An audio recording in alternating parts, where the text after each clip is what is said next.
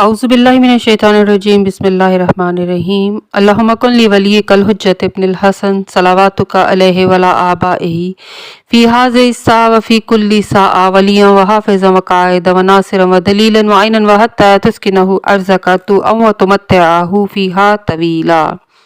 अस्सलामु अलैकुम सामीन, हमारे चैनल ज़िक्र उला में खुश आमदीद। मैं आज आपके सामने इल्लामा लाजपाल हुसैन की तसनीफ़ वलायत इब्लीस से इक़्तिबास पेश कर रही हूँ, जिसका बुनियादी मकसद आपकी खिदमत में ऐसा इल्म बयान करना है जिससे लोगों में ऐसा शऊर बेदार हो कि जिससे शयातीन की चालों, हरबों और गुमराहकुन ख़यालात से बचा जाए। अगर आप इस किताब का मुकम्मल मुताला करना चाहें तो इस किताब की PDF को हमारी वेबसाइट www.idarakhatamulauliya.com से फ्री इंस्टॉल कर सकते हैं। क्या शैतान बंदों को अगवा करता है? अगवा करने की कितनी हालतें हैं? अगवा की वजूहात क्या हैं? असल दीन क्या है? इब्लीस की मोमिन से क्या दुश्मनी है? शैतान का बंदों को अगवा करना। कुरान पाक में इब्लीस के कलाम में एक लफ्ज़ इस्तेमाल हुआ है अगवा, यानी मैं हर एक को अगवा करूँगा, जबकि लफ्ज़ जाल या अजलाल या जल्लू के मायने गुमराही और जुल्मत के हैं। अव्वल इब्लीस जब इंसान को अगवा करता है यानी गुमराही से कबल बंदे को अगवा करने का अमल है। गौर करें, हमारे यहाँ अगवा करने की कितनी सूरतें या हालतें हैं और ये कितनी फ़र्दें हैं। अगवा करने वाला यानी इब्लीस जिसने कसम खाई हुई है। अगवा होने वाला वो रास्ता जहाँ ये राहज़नी यानी अगवा करने के लिए बैठा हुआ है। ये बात कुरान पाक से साबित है कि इब्लीस अक्सरियत को अगवा करने में कामयाब रहेगा, इसीलिए कहता है कि तू अक्सरियत को शुक्रगुजार ना पाएगा। अब जिनको अगवा करेगा, इसकी कई सूरतें अगवा होने वाले से होती हैं। अगवा होने वाले को अपने अगवा ना होने का इल्म होता है।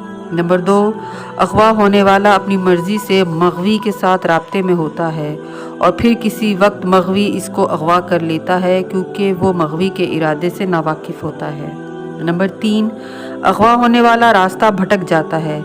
इसमें भी मग़वी की चाल होती है कि असल रास्ते से हटा कर अगवा करे।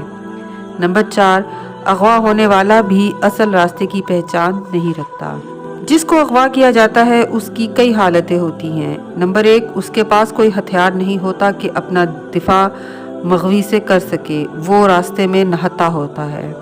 नंबर 2, मग़वी ज़्यादा ताकतवर होता है, वो पूरे हथियारों और ग्रोह के साथ घेरा डालता है।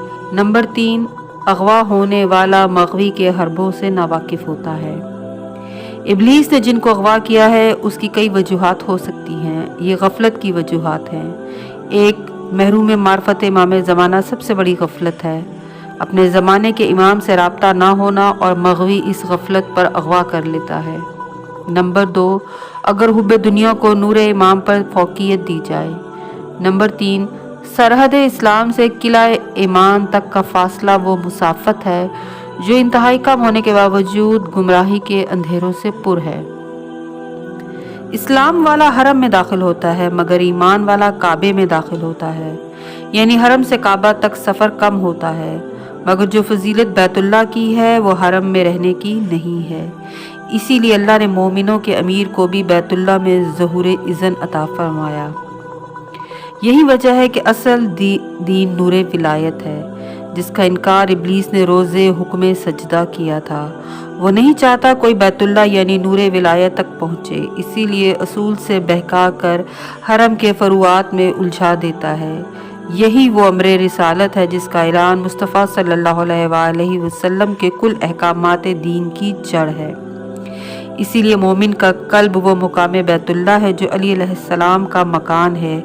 यहाँ पर अक्लों के हिजाबात हैं। खालिक ने इसीलिए इब्लीस के गुमराह कुनिंदगान को गाफिलीन कहा है। इब्लीस से मोमिन की दुश्मनी वलायत अली पर हुई है, जबकि हर इंसान का वो खुला दुश्मन है। लिहाजा जो इंसान मुकाम कल्ब में इब्लीस की दोस्ती को दुश्मनी में बदल देता है, वही सफीना निजात में सवार हो जाता है।